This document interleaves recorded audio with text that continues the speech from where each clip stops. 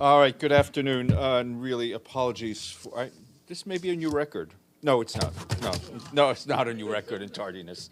Damn.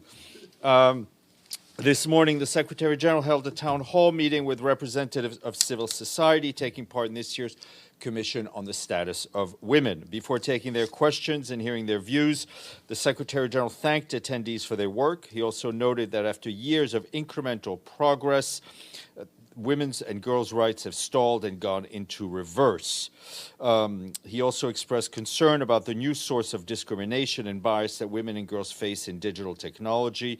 The male chauvinist domination of new technologies is undoing decades of progress of women's rights, and he said with online spaces not being safe for women and girls.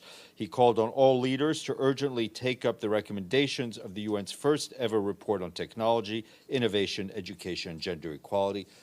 Full remarks have been shared with you, and the Q&A is on the webcast machine.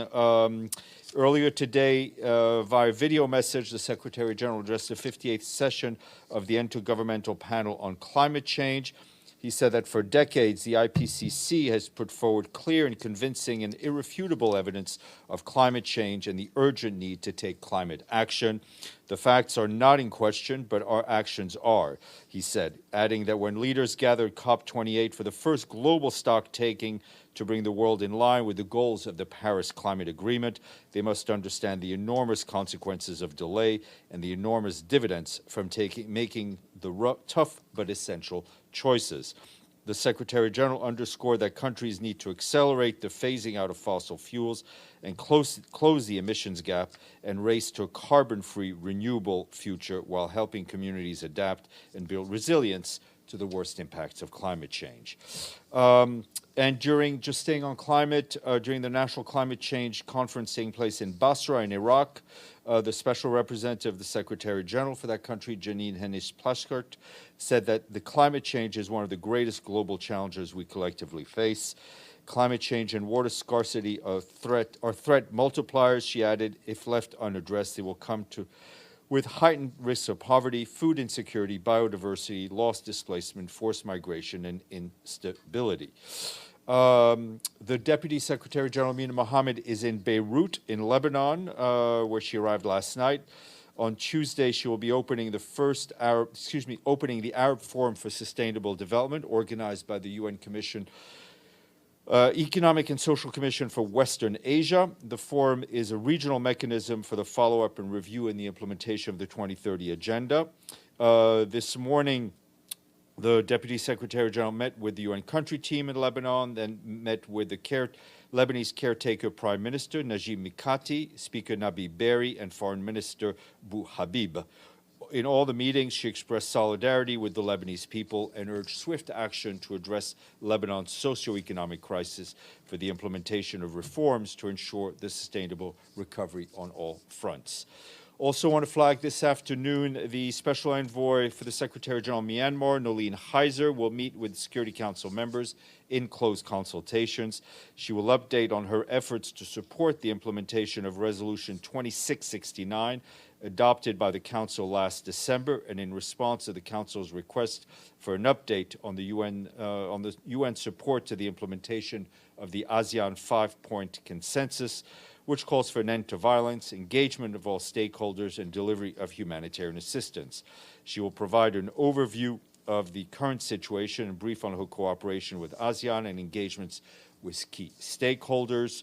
The Special Envoy will also brief on her initiative to support an inclusive humanitarian access, Rohingya education, women, peace and security, among other salient issues. She's also scheduled to brief the GA later this week, and I think we may have a stakeout with her before she briefs the GA or just after.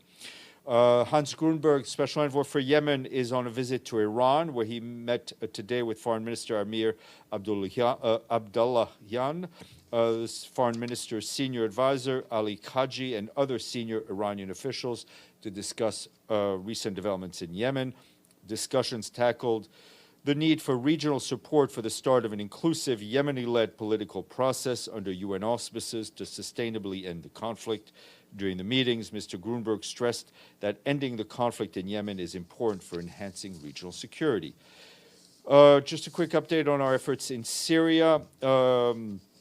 Following the earthquake, as of today, 730 trucks carrying aid provided by 7 UN agencies crossed from Turkey to northwest Syria since the quake, using 3 available border crossings.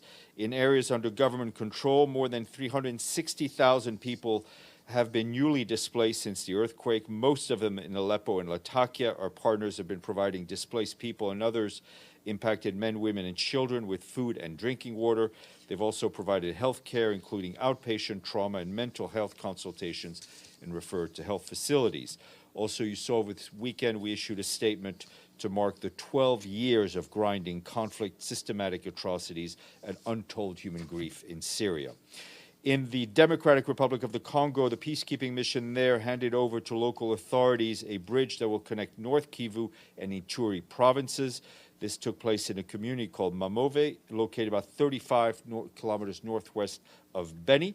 The bridge, rehabilitated through a quick impact project, will facilitate the protection of civilians, access to health facilities, as well as economic activity, and improve access to health facilities. The areas beyond Mamove have been the scene of deadly violences, including in May last year when the ADF armed group killed at least 46 people in Mayama village. This village is located in a remote forest in the Beni region, close to the province of Ituri. It had previously been inaccessible to military patrols. Tropical cyclone Freddy made landfall for a second time over the weekend in Mozambique, dumping as much rain in 24 hours as usually would fall in 1 month. Freddy has also impacted Malawi. We, along with our humanitarian partners, are working closely with both Malawi and Mozambique to respond to Freddy and to the cholera outbreaks. In Mozambique, aid workers were deployed in advance to impacted area. They're assessing the storm's impact in the part of the government-led response. Power and communications are down in many affected areas, hindering aid operations. And in Malawi, our partners are working closely with governments to coordinate the response. Relief items were stockpiled ahead of the storm's arrival, and communities were sensitized in advance as to possible impact of the cyclone. Both countries, in both countries, our partners urgently need additional resources. Just a few more notes. Last Friday, on March 10th, marked 4 years since the Ethiopian Airlines crash, which took the lives of so many people, including many of our talented colleagues and friends, as the flight was leaving Addis heading to Nairobi. You will recall that 21 UN staff members from a large number of UN agencies lost their lives that day. Our colleagues were united in their dedication to the ideals of this organization and the people we serve, and we take this occasion to express our respect and our continuing support to their families and friends, and remember all our friends and colleagues that we tragically lost that day. I was about to say 12:30 there'll be a briefing, but there will be a briefing here after I'm done. And we thank our friends in the Permanent Mission of Norway for their patience. They will brief you on with the on women human rights defenders from Myanmar. Participants will be Ambassador Mona Juul, along with May Sabe Few of the Women's Advocacy Coalition for Myanmar, and No Ser Ser of Women's League of Burma. Lastly, we thank our friends in Peru, home of Machu Picchu, taking us to 67. Michelle, you seem pretty eager. Thank you, Stéphane. Russia appears to be suggesting in Geneva that it could renew the Ukraine Black Sea grain deal for 60 days. Is that enough? Could that work? Does the UN feel like they have some kind of a deal for that? And they're still complaining that their agricultural exports are being restricted. Is there anything more the UN can do on that, or is that in the hands of other people? A couple of things. One, the meeting with Deputy Foreign Minister Vershinin and on the Russian side and on the UN side, Rebecca Greenspan, Martin Griffiths, just finished in Geneva not too long ago. I do expect a fuller, more extensive statement to come out of Geneva before the day's end. But I can tell you right now that the United Nations remains totally committed to the Black Sea Grain Initiative, as well as our efforts to facilitate the export of Russian food and fertilizer. The impact of these in lowering global food prices has been clearly shown by the FAO in their regular monthly price index. And this is why we will go on doing everything possible to preserve the integrity of the agreement and ensure its continuity. On the specific issue on Russian agricultural goods, it's not an either or. We are continuing and continuously working with the private sector, with the Russian Federation, with the European Union, with the United Kingdom, with the United States and others to facilitate that and to fully implement the MOU that was signed. Our efforts are continuing and are strengthening, but obviously a lot of these things are not within the decision-making powers of the United Nations. Is 60 days enough? I'm not going to get into the details right now. We'll get more out of Geneva. What I can tell you again is that we're doing everything to preserve the integrity and ensure the continuity of the agreement. And does the integrity include the time span for the agreement? Integrity is integrity and continuity is continuity. James and then Edie. The International Commission of Inquiry on Syria has made some strong comments today talking about the UN's efforts to respond to the earthquake on the Syrian side of the border as a wholesale failure, shocking. Another quote from today's press conference, "You don't have to wait for permission." They seem to have a very different view from the Secretariat of the legal position. They believe you could have sent heavy lifting equipment across the border straight away into Syria. Well, it's two separate things. And they're calling for an inquiry. Okay. Well, I'm not going to get into the Commission of Inquiry calling for an inquiry. Commission of Inquiry is an extremely important part of the accountability that is needed in Syria as we mark the 12 years. What we have said repeatedly, and we will continue to say, is that the UN does not have at its disposal heavy lifting equipment. We do not have search and rescue teams at our disposal. We have a lot of other things at our disposal. The dispatch of search and rescue teams, the dispatch of heavy equipment is done by member states, right? We have called for aid. But those are not things that we have at our disposal. We have food at our disposal. We have all sorts of non-food items which were pre-positioned, which were also distributed very quickly. The first trucks went through the Bab al-Hawab crossing within 3 days, as soon as the road was reopened. The border crossing is not one that is controlled by the UN. It is on the southern end by Turkey. So we also have a legal position, which is that we do our work under the mandate of the Security Council. It is clear that that NGOs not affiliated with the UN very likely were able and may have used other crossing points. Member states could have done that as well. The UN did everything in its power as quickly as possible to help all of the people in Syria.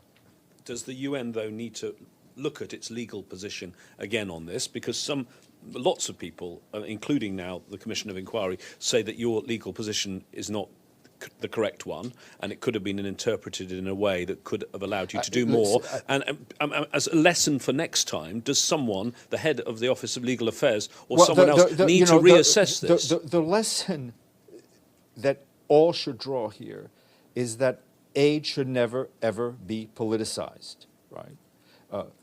The Secretary General, we work under a mandate given to us by the Security Council.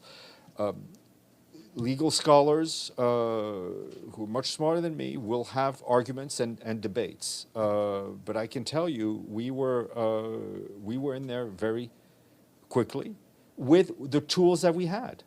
And there's certain tools, as you mentioned, that we just do not have. Edith. Thank you, Steph. A couple of questions. Why not? First, on Nolene Heiser, am I assuming from what you said that she is here in New York? Yes, ma'am.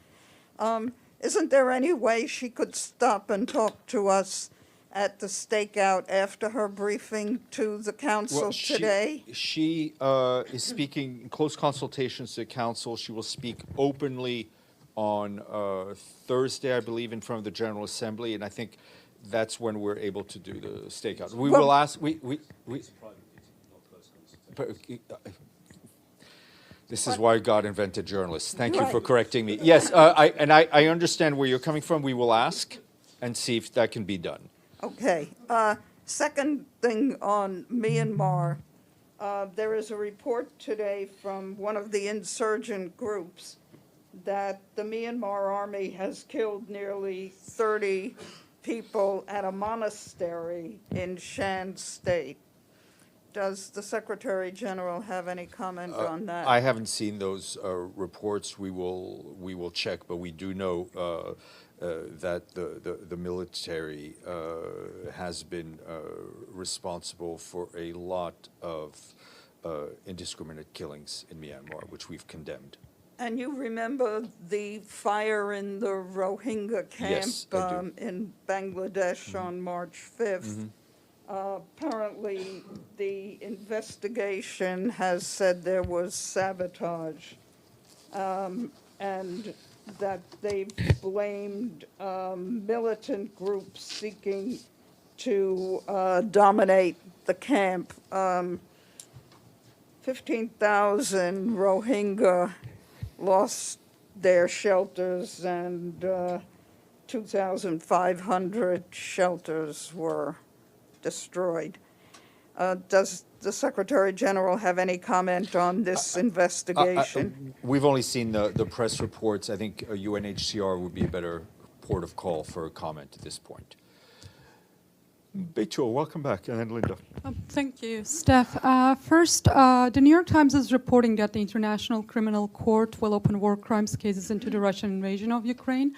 Are you aware of that? Can you confirm No, I mean, it? the International Criminal Court operates independently of the Secretariat, so I have no information nor any comment on it at this point. And my second question is, how much of the funding has the UN raised since it appealed for $1 billion for the victims of earthquake in Turkey? Do you have that number to I will share? get, that number will be sent to me before the briefing ends. I think it's about around 11%, but I will, 13%.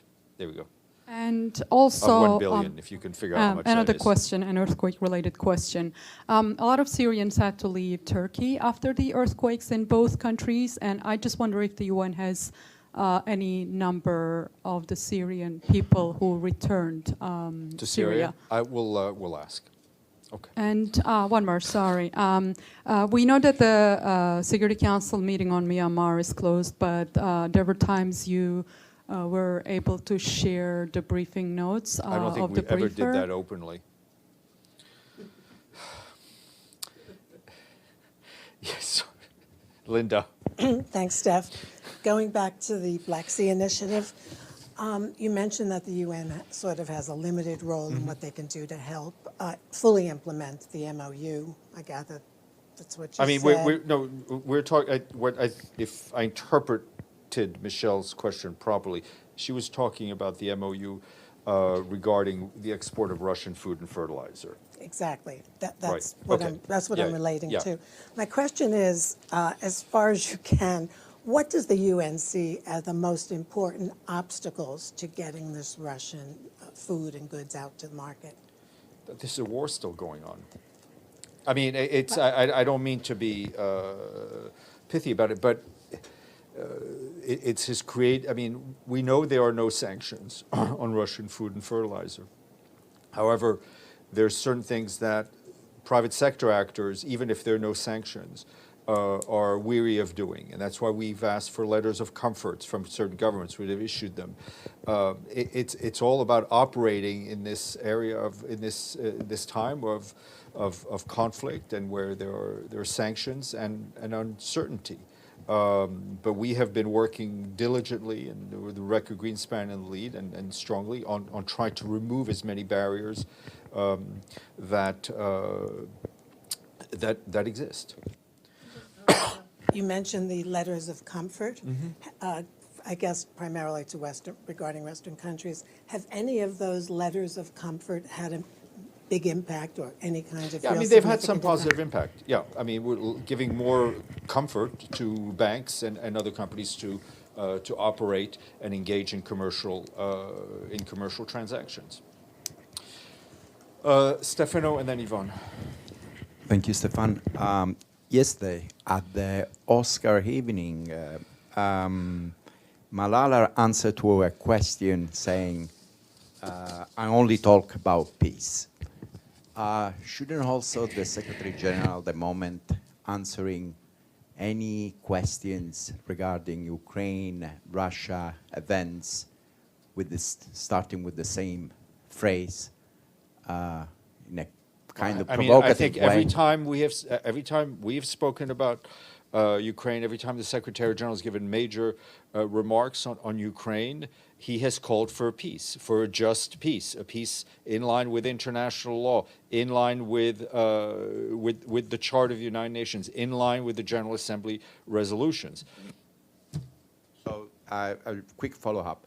So while we're all happy then this, for example, the Black Sea Initiative is prolonged and so on, do you have any news or anything that the Secretary General is doing now for peace? So not just to I think find solution for... I mean, you can dismiss what you've just mentioned as a bit like that. I feel very strongly that all of his efforts have been to mitigate the impact of this war and move us towards a path to peace. Yvonne. Thank you. My question is about the Iran-Saudi agreement announced over the weekend, a deal brokered by China. What is the Secretary General's reaction to that? Does he welcome this deal? Yes, he does. I think I used a lot more words on Friday when I read out a statement on it, but we do, and we think it could have a positive impact on regional tensions. Yes, Michelle, and then James. You mentioned that Hans Grundberg had been in Iran today. Has this deal between Saudi and Iran had any kind of impact yet on Well, we attempts to- expect he will be here. He will be there today and tomorrow, and I expect some sort of a statement from him at the end of the visit. James. The U.S. administration, Biden administration, has announced the go-ahead to the Willow Oil project in Alaska, a major oil and gas drilling project. The Secretary General is opposed, I think, generally to oil and gas drilling projects. What's the Secretary General's specific reaction to this development? Secretary, whether renewed investment in carbon energy is something the Secretary General has stood against, whether it happens in any country, including in the United States, in the Gulf, anywhere you want to see one. And given it's such a powerful country economically, does he think this sets the wrong example? And will he be speaking to President Biden about it? I will not predict what conversations he will have, but these are not projects that move us in the right direction. Okay, we have been abusing the time. Hold on, any questions online? Pam Falk, you have a question. Yes, and I apologize if you said this already. The extension of the Black Sea Initiative goes precisely 60 months. I did go through this. 60 days to- I would encourage. The more words I use, the more trouble I get in. So I would encourage you to rewind the tape to the beginning of the briefing, to my exchange with Michelle, which probably won't provide answers, but at least will avoid me getting into more trouble, and we will have Martin Griffiths and Rebecca Greenspan probably issue a more detailed statement out of Geneva later. Thank you. Thank you all.